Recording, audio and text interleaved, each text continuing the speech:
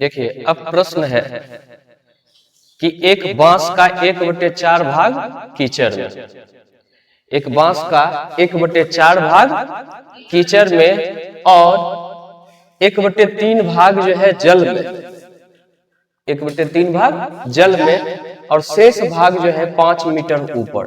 जैसा कि देखिए ये एक बांस है,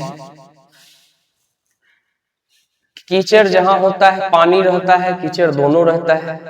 जब हम उसको बांस में हम लोग वहां पर जब बांस को गाड़ते हैं तो कुछ हिस्सा जो है बांस का कहाँ कीचड़ में जाता है और कुछ हिस्सा बांस का पानी में रहता है और कुछ हिस्सा पानी के ऊपर। तो यही प्रश्न में कह रहा है आपको कि 1/4 भाग जो है, ये 1/4 भाग जो है कीचड़ में है बांस का और 1/3 भाग है, 1/3 भाग जल, ये जल वाला भाग है यहाँ, और शेष भाग ऊपर है जिसकी की लंबाई दे दी है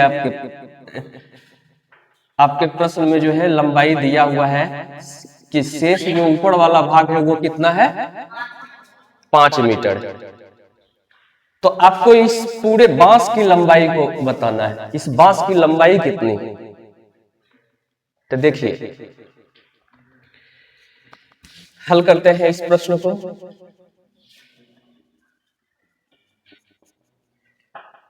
तो कीचड़, बांस का कीचड़ में भाग कौन सा भाग है 1/4 भाग कीचड़ में,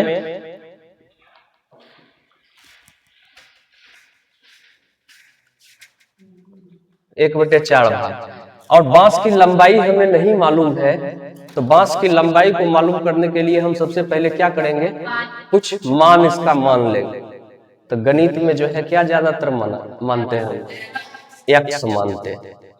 तो मान लेंगे कि माना कि बांस की लंबाई जो है कितना है, माना कि बांस की लंबाई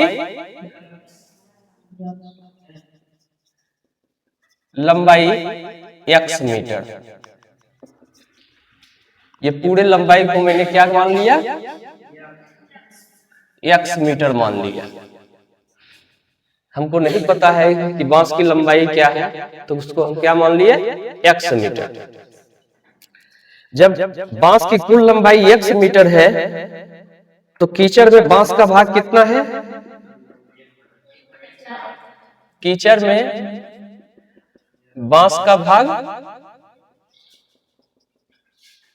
1/4 भाग, तो यानी किसका 1/4 भाग, x का। पूरे बांस जो है उसका 1/4 भाग कीचड़ में, किसका x का 1/4। तो x का 1/4 निकालेंगे तो कितना हो जाएगा x/4 मीटर। उसी तरह से जल में जो है बांस का भाग क्या हो जाएगा, 1/3 भाग है जल में। तो किसका 1/3 भाग, तो बांस का 1/3 भाग। तो बांस की कुल लंबाई को x माने तो x का 1/3 कितना हो जाएगा x/3 मीटर। अब देखो ये लंबाई हमको पता चल है, ये लंबाई पता है हमको, पहले ये लंबाई ज्ञात करना है कि कितना भाग बचा हुआ है। 1/4 भाग जो है जल में है, 1/3 भाग, 1/4 भाग कीचड़ में है, 1/3 भाग जो है जल में है। तो शेष भाग है कितना पे। तो अगर जो हमको ये वाला भाग पता करना होगा ना, तो इसको जोड़ के अगर जो ये कंप्लीट पूरा में हम लोग क्या करें, इसको घटा देते, ये शेष भाग हमको निकल जाएगा। बस वही करना है। पहले अब क्या निकालना है, शेष भाग, बांस का शेष भाग, बांस का शेष भाग। तो बांस का शेष भाग क्या हो जाएगा, तो जितना बांस है कितना है x ने, उसमें से घट जाएगा कौन, कीचड़ वाला और जल वाला। यानी कि कीचड़ का और जल का भाग कितना निकला है मेरा x/4, और ये दोनों को जोड़ के घटाएंगे इसमें, तो x+4 और x/3 को हम यहाँ पर जोड़ के कुल बांस की लंबाई में घटा दें। जब आप इसको कैलकुलेट करिएगा तो आ जाएगा कितना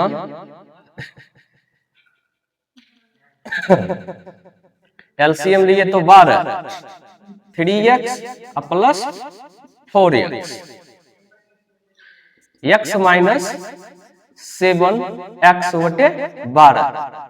फिर जब आप इसको कैलकुलेट करेंगे तो इसको फिर एलसीएम जैसा एलसीएम लेंगे तो इसका 12 और 12 बार में 1 से भाग देंगे, 12 बार में 12 को 1 से गुना किए 12x, फिर भाई एक बार में 1 को 7 से गुना किए तो मेरा शेष भाग जो निकल रहा है कितना 5x बटे 12, 5x बटे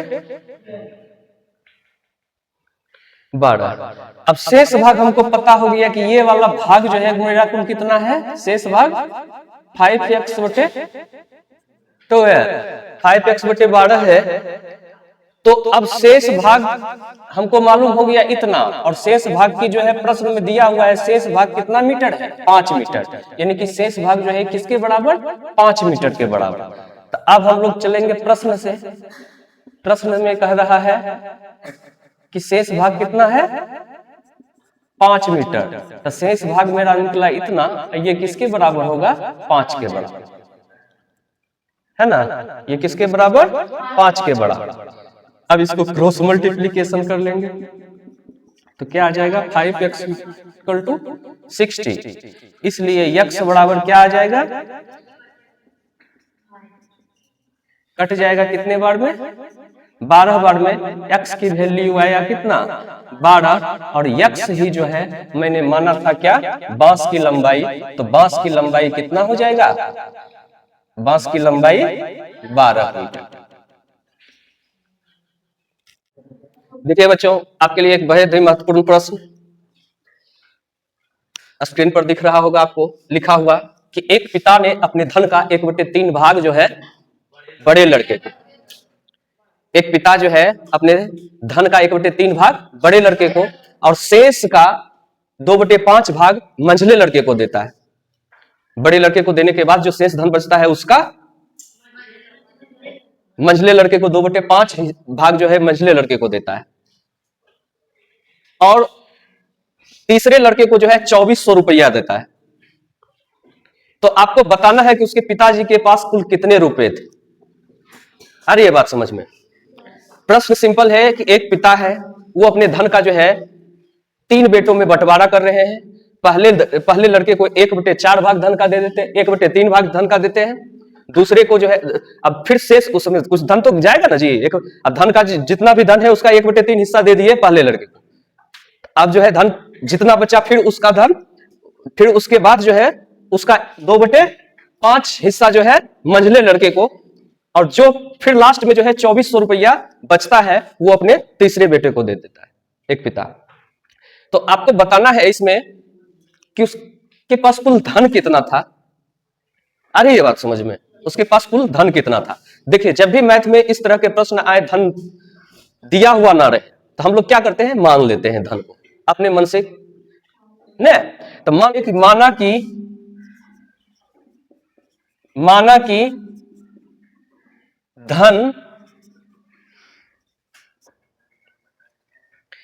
कि धन की कीमत कितना थी,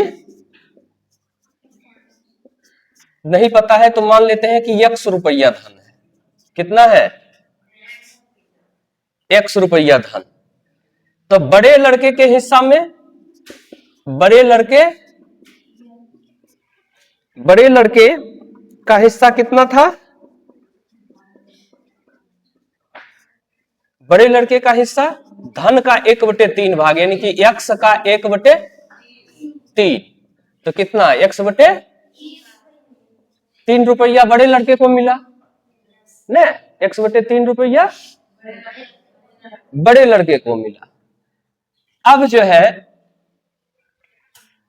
फिर कहता शेष का, तब शेष धन बचा कितना, तो शेष पहले निकाल लेंगे कि शेष धन x था, x में अब इतना निकल गया, शेष धन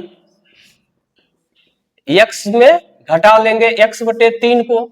जब घटाएंगे तो 3x में x घटेगा तो कितना बचेगा, 2x/3। अब जो है मंझले लड़के का हिस्सा, मंझले लड़के का हिस्सा कितना हो जाएगा, शेष धन का शेष धन मेरा बचा है इतना, ने शेष धन इतना, इसका 2/5 भाग मंझले लड़के को मिलता है। तो इतना का 2/5 जब हम निकालेंगे तो क्या हो जाएगा, 2 दूना 4x, अब बटे 5 तिहाई 15, 4x बटे 15। तो पहले लड़के को जो है हिस्सा कितना मिला, इतना, दूसरे लड़के को इतना। अब फिर तो उसके बाद जो शेष धन कितना बचा ने, उसके बाद जो है फिर शेष धन कितना बचा वो निकालेंगे। पुनः शेष धन कितना है, तो पुनः शेष धन हो जाएगा 2x बटे 3, 2x अपॉन 3 में घट जाएगा क्या, 4x अपॉन 15। जब इसको घटाएंगे तो एलसीएम लिए तो 15, 5 दूना 10x, 10x में से 4x घटा तो बचेगा क्या, 6x अपॉन 15, 6x अपॉन 15।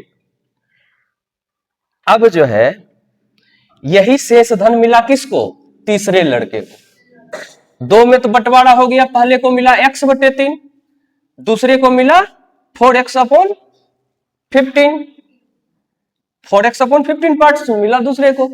और तीसरा जो यानी कि धन का शेष हिस्सा बचता है वही ना दे देता है जी इसको, तीसरे को। मतलब कुल धन का बंटवारा वो कर रहा है अपने तीनों बेटा में ना। तो पहला का जो है हिस्सा था 1/3 भाग, तो वो तो उसको दिया, दूसरे को दिया 4/5 भाग, शेष धन का 4/5 भाग, यानी कि ये हिस्सा गया दूसरे लड़के के पास। और तीसरे लड़के के पास जो है हिस्सा ना देकर क्या दे दिया था, धन ही दे दिया था कि 2400 रुपया जो है तीसरे लड़के को देता है ना। तो ये किसके बराबर, यानी कि शेष हिस्सा जो है मेरा निकला, हिस्सा पूछेगा तो उसके पास कौन सा हिस्सा गया, तीसरे लड़के के पास कौन सा हिस्सा गया, 6x अपॉन 15 है ना, 6x अपॉन 15। लेकिन यहां पर जो है अमाउंट दिया है कि हिस्सा ना देकर अमाउंट दे दिया था प्रश्न में ना। तो ये जो है किसके बराबर होगा, 2400 के बराबर होगा। तीसरा हिस्सा जो है वो किसके बराबर है, 2400 के बराबर। तो प्रश्न से अब आते हैं, प्रश्न से कहता है कि यानी कि 6x जो है मेरा वो किसके बराबर हो जाएगा, एक प्रश्न के अनुसार 6 अपॉन 15 जो है वो 2400 के बराबर हो जाएगा। किसके बराबर, 2400 के बराबर। अब इसका जो है क्रॉस मल्टीप्लीकेशन करेंगे तो 6x और इधर 2400 और जाके 15 गुना हो जाएगा। x की वैल्यू हो जाएगी मेरा 2400 में 15 गुना किए और भाग, ये इधर इस साइड जो है गुना के रूप में 6 है, जब बराबर के उस साइड भेजेंगे तो क्या बन जाएगा, भाग। तो अब देखो 6 से कट जाएगा 2400 कितने बार में, 400 बार में, है ना। अब जब 400 को गुना करेंगे 15 से तो 15 चौका 60 और 60 पर 2 शून्य, इतना रुपया यानी कि उसके पिताजी के पास था। ये मेरा x का वैल्यू निकला है, x का वैल्यू कितना, 6000 रुपया। तो यही x जो है क्या था, धन की कीमत था। इसी को ने मैंने माना था कि धन की कीमत जो है x रुपया, तो x की वैल्यू 6000। तो 6000 जो है उसके पिताजी के पास था, जो कि पहले बेटे को उसमें से 1/3 भाग, दूसरे बेटे को 2/5 भाग और तीसरे लड़के को 2400 रुपया देता है। देखो एक बहुत ही महत्वपूर्ण प्रश्न नवोदय के परीक्षा में जो है इसी तरह के प्रश्न पूछे जाते हैं। प्रश्न जो है उस एग्जाम के लिए बेहद ही टफ नहीं सेलेक्ट किया जाता है। प्रश्न आसान होता है लेकिन थोड़ा इंटरेस्टिंग होता है, उसमें से कुछ लॉजिक लगा हुआ। तो ये भी प्रश्न जो आपको दिया गया है बोर्ड पर, ये भी बेहद ही आसान प्रश्न है। लेकिन समझने से पहले, समझने के बाद जो है आसान है। अगर जो आपको ये प्रश्न समझ में नहीं आता है तो बेहद ही कठिन भी है। कहने का मतलब कि यदि दो भिन्नात्मक संख्याओं का योग दिया हुआ है, योग जो है उसका कितना 8.1/4, और उसका अंतर दिया हुआ है, अंतर कितना है 2.1/8। तो आपको बताना है इसमें कि वो दोनों भिन्न कौन है जिसका योग जो है 8.1/4 होगा और अंतर 2.1/8 होगा। तो आइए इस प्रश्न में देखते हैं। देखने से पता चल जाता है कि वो भिन्न जो है दोनों एक प्रकार का तो नहीं हो सकता है, जिसे हम कहें कि 1/2 1/2 दोनों नहीं हो सकता है, यानी कि दोनों भिन्न जो है दो तरह का होगा। क्यों? अगर जो एक जैसा होता तो उसका अंतर जो आता क्या आता, 0 आता। एक जैसा होता तो उसका अंतर 0 आता। तो दोनों भिन्न जो है असमान है, ये प्रश्न से ही स्पष्ट है। तो जब इस तरह के प्रश्न आपको दिया रहे तो बेहद ही सरल इसका उपाय क्या है कि अगर आपको बड़ा भिन्न पता करना है कि बड़ी, उसमें से वो दोनों भिन्न जो है जिसका योग इतना और अंतर इतना है, उसमें से बड़ा भिन्न कौन है, तो बड़ा भिन्न के लिए जो आपको बड़ी भिन्न हो जाएगा वो दोनों का योग, दोनों संख्याओं का योग और दोनों संख्याओं के अंतर का योग। यानी कि कहने का मतलब 8.1/4 और 2.1/8 को आपको क्या करना है, 2 से भाग दे देना है। समझ गए ना? दोनों संख्याओं का योग और दोनों संख्याओं के अंतर के योग में दोनों से भाग दे देना है। तो इससे जो है आपको निकल जाएगा कौन, बड़ी संख्या। जैसे देखिए 8 चौक 32, पहले इसका पूर्णांक बोल लेते हैं। 8 चौक 32 1 33/4 प्लस 8 2 16 1 17/8 17/8। अब ऊपर वाले का 4 8 का एलसीएम लिए तो 8 भाग देंगे 2 बार में, 2 को 33 से गुना करेंगे 66, 8 से एक बार में 1 को 17 से गुना करेंगे इतना बटे 2। जोड़ लेंगे तो जोड़ेंगे तो कितना हो जाएगा, 66 17 83/8 और बटे 2। इसके नीचे कुछ नहीं तो एक, जब डिनोमिनेटर में जो है, नोमिनेटर में फ्रैक्शन है, डिनोमिनेटर में ये जब इसमें भाग करेंगे तो क्या होगा, पलट जाएगा। ये पलट के क्या, इसके रेसिप्रोकल से क्या मल्टीप्लाई हम लोग करते हैं, तो 83/16 जो है मेरा बड़ा भिन्न है। कौन, 83/16। जब बड़ा भिन्न हमको मालूम हो गया, दो भिन्न है और दो भिन्न का कहता है योग दिया हुआ इतना।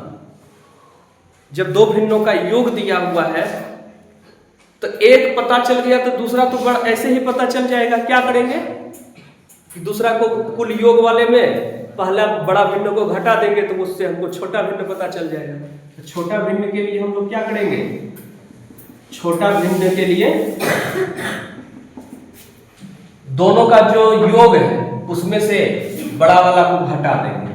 तो योग मेरा है कितना, 8.1/4 और उसमें से घटा देंगे कितना, 83/16 को।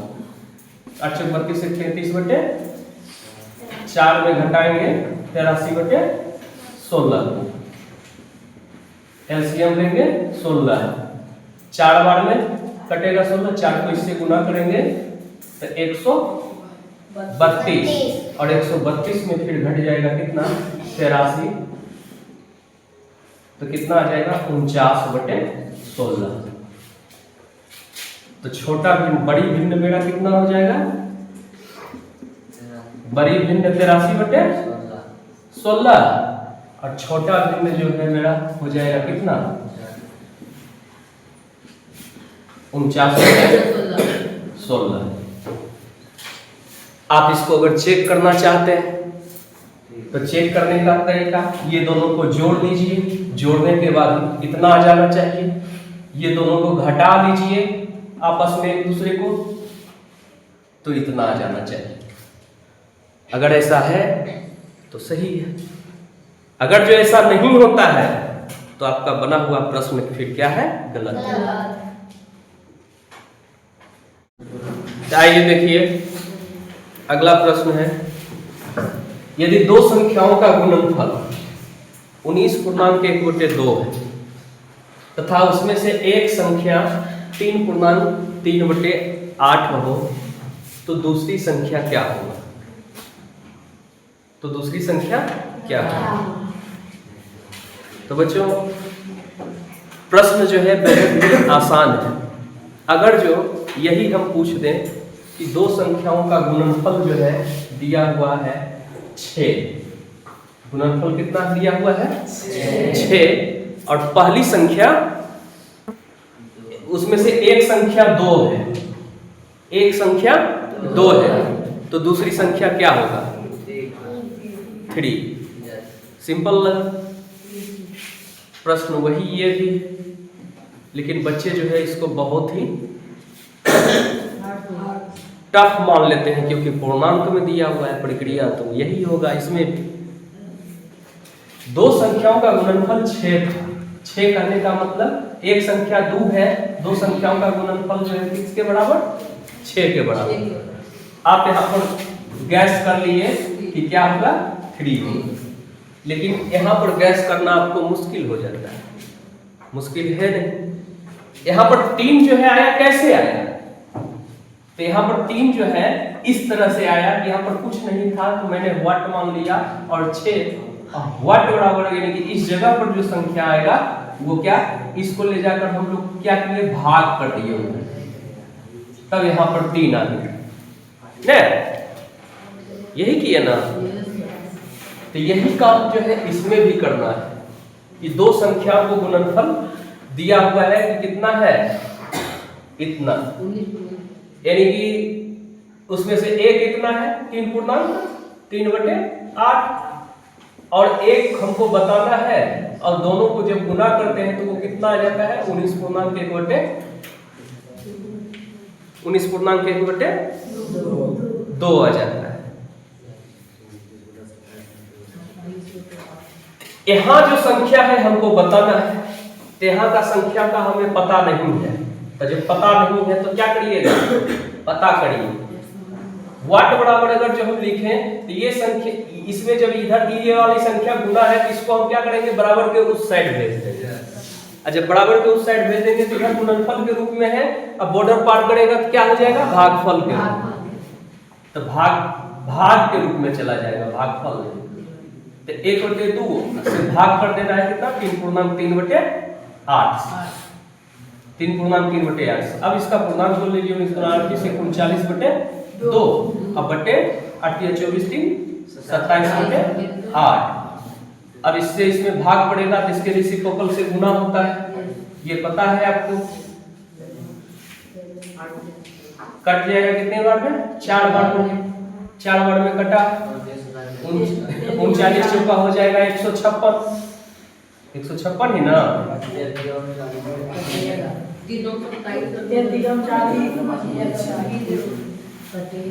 नहीं तो काट लीजिए, नहीं कटेगा 3 से कट जाएगा ना, 3 से कटेगा 9 बार में, 3 से कटेगा 13 बार में, 13 चौका 52, अब 52/9, और इसी को पूर्णांक अथी लिखेंगे हम लोग मिक्स्ड फ्रैक्शन के रूप में, तो क्या हो जाएगा 9 × 45, 5.7/9, यानी कि यहाँ पर जो संख्या आएगा वो क्या आएगा, 5.7/9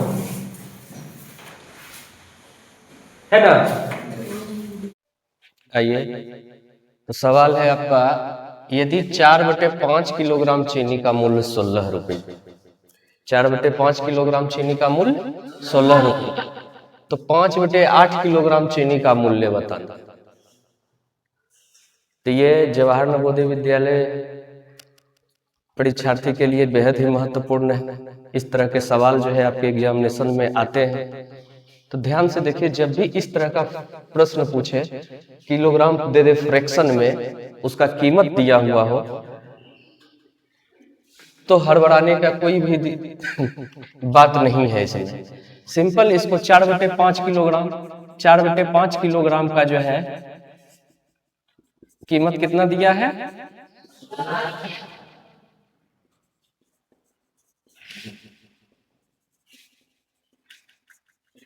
16 रुपया।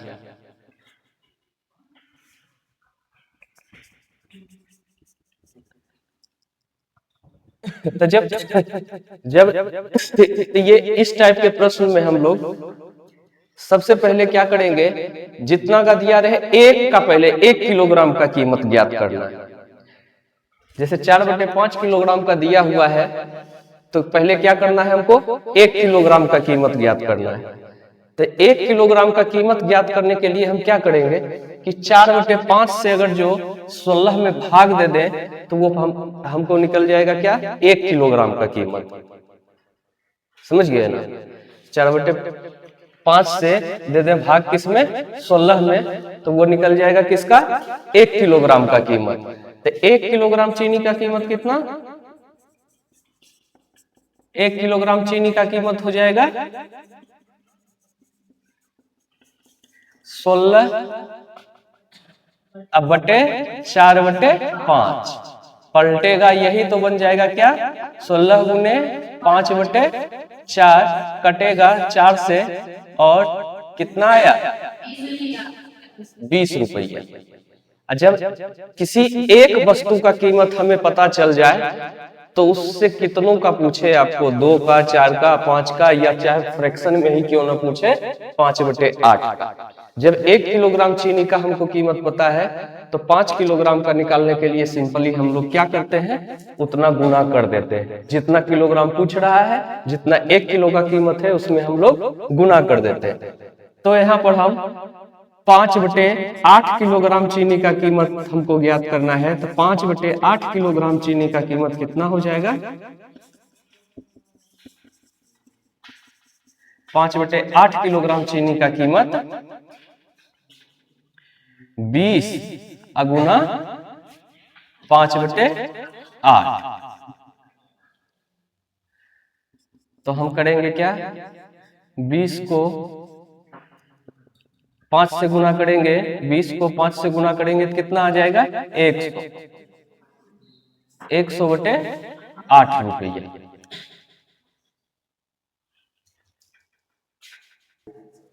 और चाहे तो आप इसको और छोटा करके लिख सकते हैं। 25 4 से काटिएगा तो ये कितने बार में, 25 बार में, 4 से काटिएगा तो 2 बार में, यानी कि फाइनली इसका आंसर जो होगा वो क्या हो जाएगा, 25/2 रुपया। और 25/2 रुपया को ही हम लोग चाहे तो और उसको लिख सकते हैं कितना, 12.5 रुपया, या फ्रैक्शन में लिखना ही है, फ्रैक्शन में लिखना है तो उसको लिख सकते हैं 12.1/2 रुपया।